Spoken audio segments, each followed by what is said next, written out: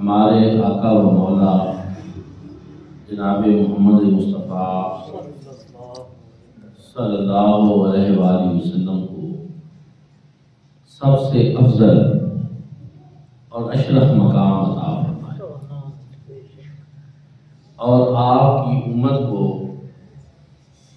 پہلے تمام انبیاء کرام کی امتوں سے بہتر امت قرار دیا۔ یہ شرف ہے، یہ فضیلت ہے جو امت مصطفیٰ صلی اللہ علیہ وآلہ وسلم کو حاصل ہے۔ اس کا سبب بھی بیان کیا گیا۔ ایک جگہ پہ اس کا سبب اللہ رب العزت نے شہادت علی الناس قرار دیا۔ وَكَذَلِكَ جَعَلْنَاكُمْ أُمَّةً وَسَطًا لِتَكُونُوا شُهَدَاءَ عَلَى النَّاسِ وَيَكُونَ الرَّسُولُ عَلَيْكُمْ شَهِيدًا۔ اس آیت کریمہ کے مطابق امت مصطفیٰ کا بہترین امت ہونا یہ اس وجہ سے ہے کہ حضور علیہ السلام کی امت تمام امتوں کے اوپر قیامت کے دن گواہی دے۔ یہ فضیلت کی ایک وجہ اللہ رب العزت نے یہ بیان فرمائی، شہادت علی الناس۔ دوسری جو چیز ہے وہ اس امت کا دوسری تمام امتوں سے بہتر ہونا، وہ اس کا امر بالمعروف اور نہی عن المنکر کا پیغام عام کرنا ہے اور یہ فریضہ سر انجام دینا ہے۔ اللہ رب العزت نے ارشاد فرمایا کنتم خیر امت اخرجت للناس، کہ تم سب سے بہترین امت و امتوں میں سے جو نکالے گئے ہو لوگوں کی نفع رسانی کے لیے، خیر کا پیغام دینے کے لیے۔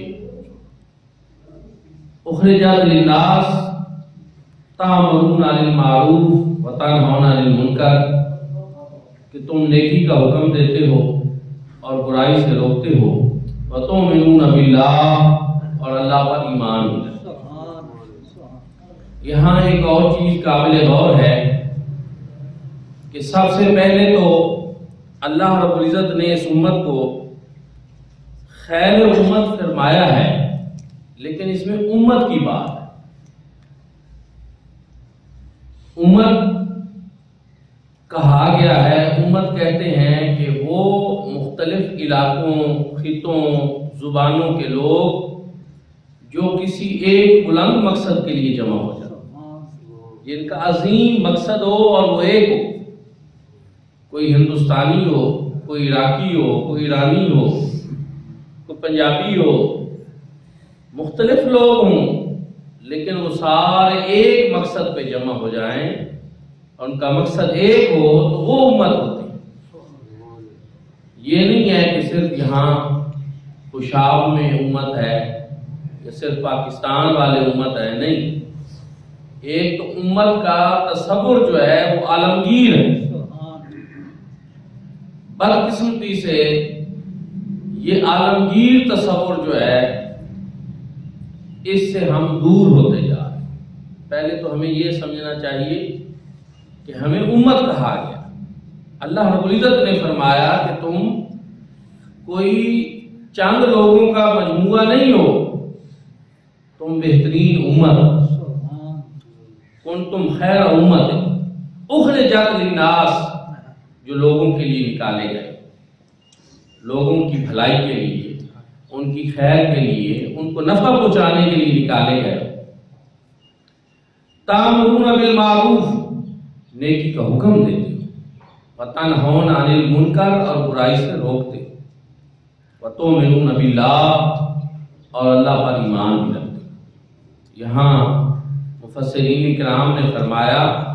کہ امر بالمعروف اور نہی عن المنکر یہ اتنا اہم فریضہ ہے کہ اس کو اللہ رب العزت نے قرآن مجید فرقان حمید میں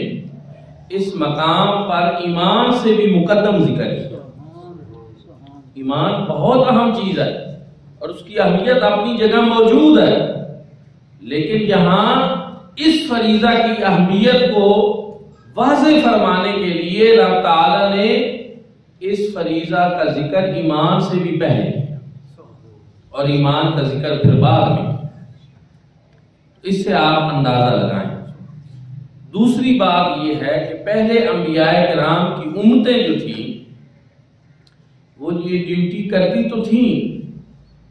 لیکن وہ انفرادی کوششیں ہوتی تھی اور کبھی ہوتی تھی اور کبھی نہیں ہوتی تھی۔ ایک مستقل فریضہ یا مستقل ڈیوٹی کے طور پر وہ یہ کام نہیں کرتے تھے، لیکن حضور علیہ السلام کی امت کی مستقل یہ ڈیوٹی لگائی، ایک مستقل یہ فریضہ سونپا گیا کہ یہ برابر تم نے کرتے رہنا، اس کو سر انجام دینا۔ اور ایک جگہ پہ اللہ رب العزت نے ارشاد فرمایا وَلْتَكُن مِنْكُمْ أُمَّةٌ يَدْعُونَ إِلَى الْخَيْرِ وَيَأْمُرُونَ بِالْمَعْرُوفِ وَيَنْهَوْنَ عَنِ الْمُنكَرِ وَأُولَٰئِكَ هُمُ الْمُفْلِحُونَ کہ تم میں سے ایک ایسی جماعت ہونی چاہیے جو لوگوں کو خیر کی دعوت دیتی رہے، نیکی کا حکم دیتی رہے، برائی سے منع کرتی رہے، وَأُولَٰئِكَ هُمُ الْمُفْلِحُونَ اور یہی لوگ کامیاب ہیں۔ ایک ایسی جماعت کا وجود رہنا ہر دور میں اور ہر وقت ضروری ہے، ایسی جماعت ہو تم۔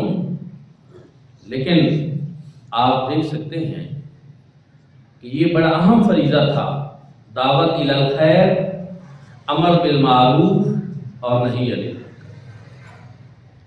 نیکی کا حکم دینا، برائی سے روکنا۔ قرآن پاک میں یہ دو آیتیں میں نے پڑھی ہیں، ان دونوں میں امر بالمعروف کا بھی حکم ہے، ساتھ نہی عن المنکر کا، کہ نیکی کی دعوت بھی دیں اور برائی سے روکیں۔ تیسری آیت میں بھی اللہ رب العزت نے جہاں ان کا ذکر کیا ہے وہاں بھی اکٹھے ذکر کیا، ان اللہ یامر بالعدل والاحسان وایتاء ذی القربی وینہی عن الفحشاء والمنکر والبغی یعظکم لعلکم تذکرون۔ اس میں بھی یہی ہے کہ امر بالمعروف کی بھی بات کی ہے اور ساتھ منکر نہی عن المنکر کی بھی بات کی ہے، برائی سے روکنے کی بھی بات کی ہے۔ تو پتہ یہ چلا کہ اللہ رب العزت نے قرآن پاک میں جہاں یہ ذکر فرمایا ہے تو دونوں کا ذکر کر کے یہ بتا دیا کہ یہ دونوں لازم و ملزوم، دونوں ضروری چیزیں، کہ نیکی کی دعوت بھی دیں اور برائی سے روکیں، یہ دونوں چیزیں ضروری ہیں، دونوں کی بات اللہ رب العزت نے کی ہے۔ میرے بھائیوں اور دوستو، پھر حضور نبی کریم صلی اللہ علیہ وآلہ وسلم نے اپنے ارشادات سے بھی اسی سلسلہ میں مزید وضاحت ارشاد فرمایا۔ حضرت ابو سعید خدری رضی اللہ تعالی عنہ سے روایت ہے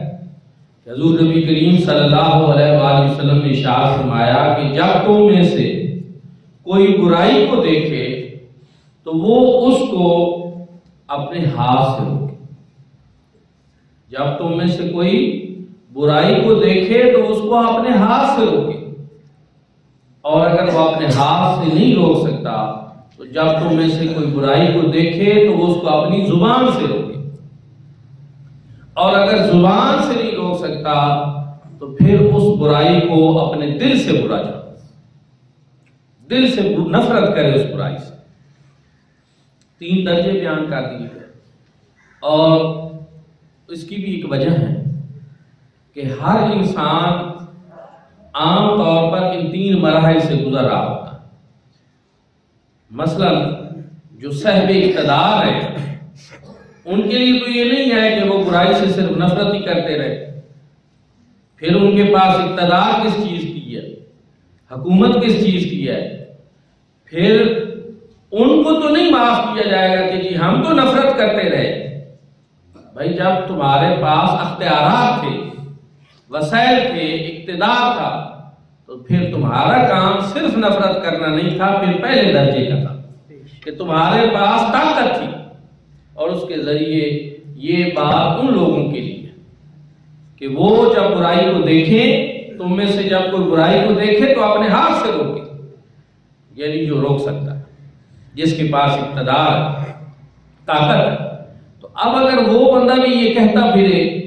کہ نہیں میں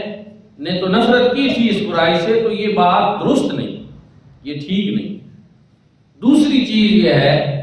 کہ اپنی زبان سے روکے۔ اس میں بہت سارے اور لوگ شامل ہو جاتے ہیں، علماء کرام ممبر پہ، یہاں اس ممبر نبی پہ برائی کے خلاف آواز اٹھائیں، زبان سے روکنا ہے، تو یہ طاقت اللہ پاک نے ان کو دی ہے، روکیں۔ صحافی لوگ ہوتے ہیں، وہ قلم کے ذریعے اس کو روکیں، میڈیا والے ہیں وہ اپنے میڈیا کے ذریعے روکیں، عام بندہ ہے وہ اپنی زبان ہلا سکتا ہے، اپنی زبان کے ذریعے وہ اس کے خلاف جو ہے ایک ماحول بنائے۔ تو اس میں پھر عام لوگ بھی شامل ہو جاتے ہیں اور ان سب کے ذمے یہ بات ہو جاتی ہے۔ تیسری جو ہے وہ بہت کمزور لوگوں کے لیے بات، کہ جو کچھ بھی نہیں کر سکتے، تو ان کے لیے بھی پھر یہ ہے کہ کم از کم وہ اس کو برا ہو جائے، نفرت کریں اس سے، اور یہ ایمان کا کمزور ترین درجہ قرار دیا۔ لیکن فی زمانہ جس میں آپ اور میں ہم جی رہے ہیں، بدقسمتی یہ ہے کہ ہم ایمان کے اس کمزور ترین درجے سے بھی کہیں نیچے چلے گئے، کہ بہت سی چیزیں جو غلط ہوتی ہیں جن کو ہم اپنے ہاتھ سے روک سکتے ہیں لیکن ہم نہیں روک رہے ہوتے۔ بہت سی چیزیں جن کو ہم زبان سے روک رہے ہوتے ہیں، روکنا ہمارے بس میں ہوتا ہے، لیکن ہم وہ ڈیوٹی اور فریضہ ادا نہیں کر رہے ہوتے، خاموش ہو جاتے ہیں۔ اور تیسری چیز یہ ہے کہ برائی سے نفرت کرنا، تو آہستہ آہستہ اگر آپ نظر دوڑائیں تو 10-20 سال پہلے جو معاشرتی بہت سی برائیاں تھیں جن سے نفرت کی جاتی تھی، اب ان سے اس معنی میں نفرت بھی نہیں کی جاتی، کیونکہ جب نفرت ہی ختم ہو جائے گی برائی سے، تو پھر یہ برائی کرنے والوں کی ایک حوصلہ افزائی ہو جائے گی، یہ بھی ایک طرح کا ان کے ساتھ تعاون ہو جائے گا، کیونکہ جب معاشرہ کسی چیز کو برائی نہیں سمجھے گا تو پھر اس کام کے کرنے والوں کے حوصلے بلند ہو جائیں گے۔ وَلَا تَعَاوَنُوا عَلَى الْإِثْمِ وَالْعُدْوَانِ، گناہ اور برائی کے کاموں میں تعاون نہ کریں، اور وہ ایک عدم تعاون یہ بھی ہے کہ آپ جو برا کام ہے جب اسے نفرت کریں گے،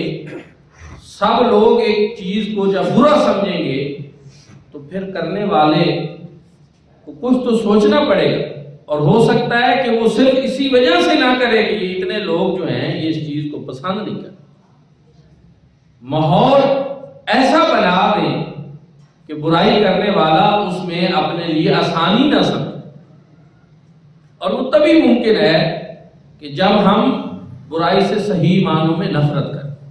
اس کو نظر انداز نہ کریں، کہیں نہ کہیں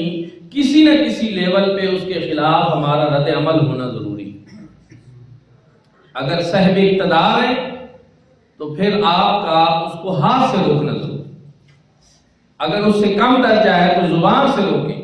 اور اگر یہ بھی نہیں تو اس کے خلاف نفرت ضرور رکھیں۔ لیکن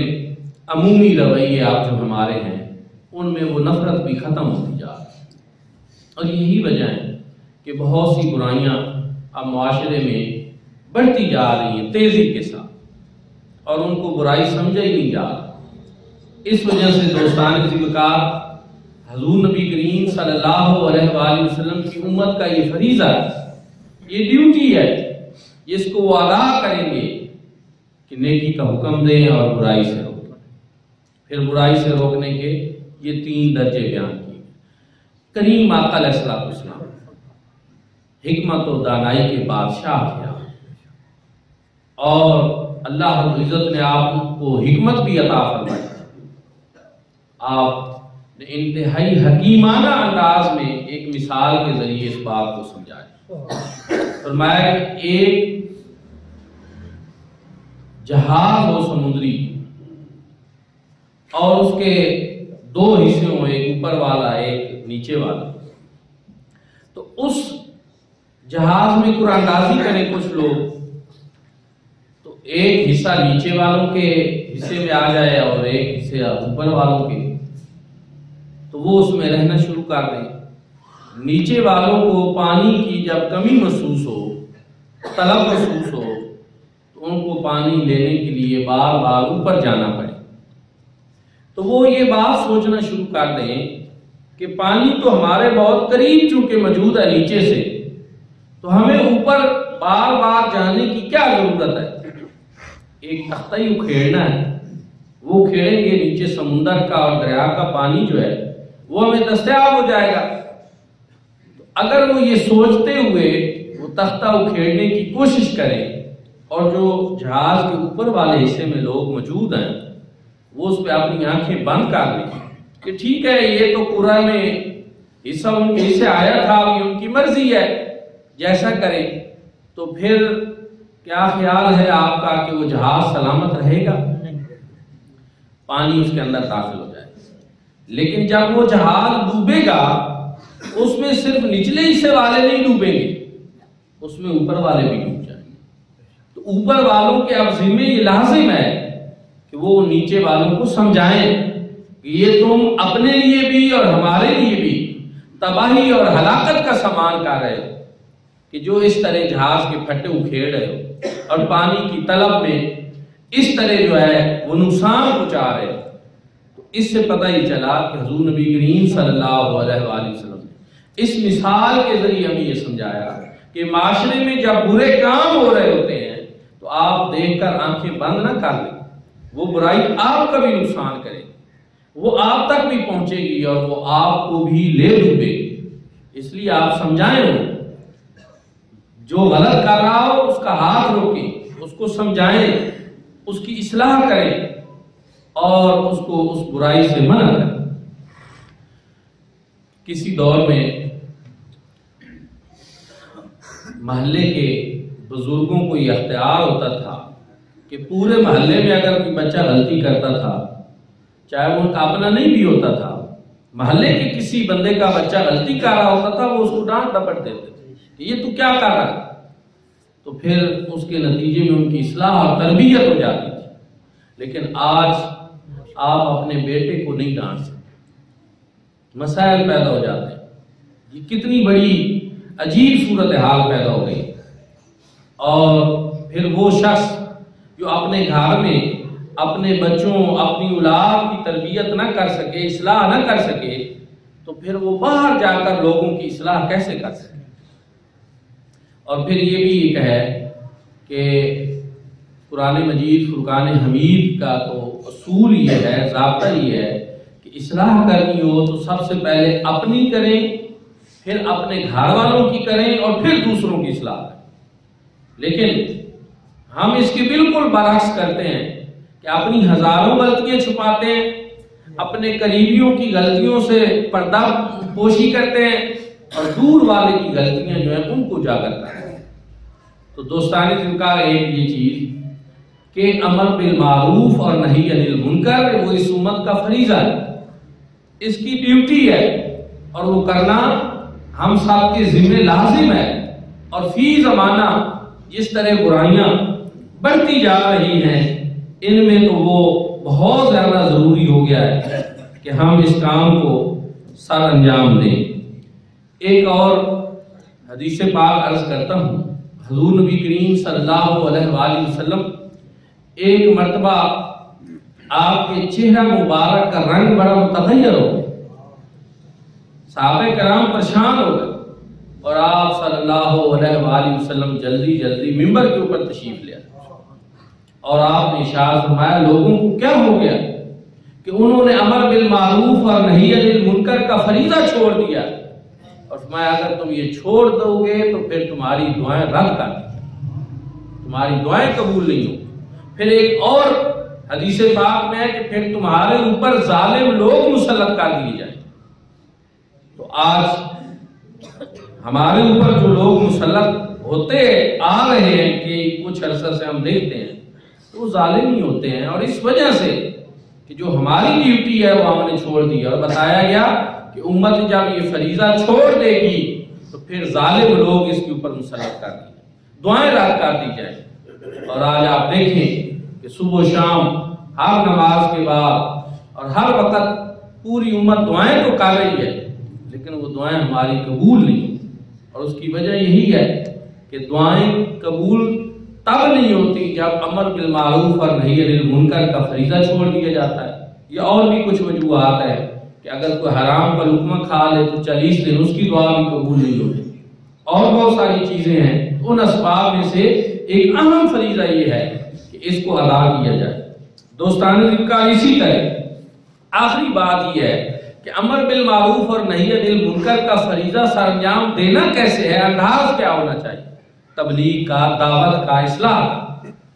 تو ایسا نہیں کہ جس میں سر پھٹول ہو جائے، جس میں بات غلطی کرنے والے کی آپ اصلاح کی بجائے الٹا اس کو بگاڑ دیں۔ جب حضرت موسیٰ علیہ السلام فرعون سے بات چیت کے لیے اللہ کے حکم پہ جانے لگے تو اللہ رب العزت نے ارشاد فرمایا تھا کہ آپ نے وہاں جا کر قولا لینا، ان سے نرم لہجے میں گفتگو کریں۔ رب فرما رہا ہے، وہ دشمن اللہ رب العزت کا بھی تھا، اپنے آپ کو وہ انا ربکم الاعلی کہتا تھا، لیکن رب فرما رہا ہے میرا دشمن بھی ہے، تب بھی آپ نے جا کر اگر اصلاح اس کی کرنی ہے، یہ فریضہ سر انجام دینا ہے، تو آپ کی گفتگو کا لہجہ نرم ہونا چاہیے، پیار والا، سمجھانے کے انداز میں۔ ایک یہ چیز۔ دوسری یہ کہ حضور نبی کریم صلی اللہ علیہ وسلم کے پاس ایک نوجوان آیا، اس نے آ کر کہا کہ یا رسول اللہ مجھے اجازت دیں زنا کی، کہ میں زنا کر سکوں۔ اب آپ دیکھیں کہ اگر یہی چیز کسی مولانا صاحب کے پاس پوچھی جائے تو اس کا رد عمل کیا ہوگا؟ بڑے سخت رد عمل ہوگا کہ یہ تو نے کیا بات کی ہے، 10 آگے سے اور اس کو سنائیں گے اور بگائیں گے۔ لیکن یہ اس نے بات تو بڑی غلط کی تھی،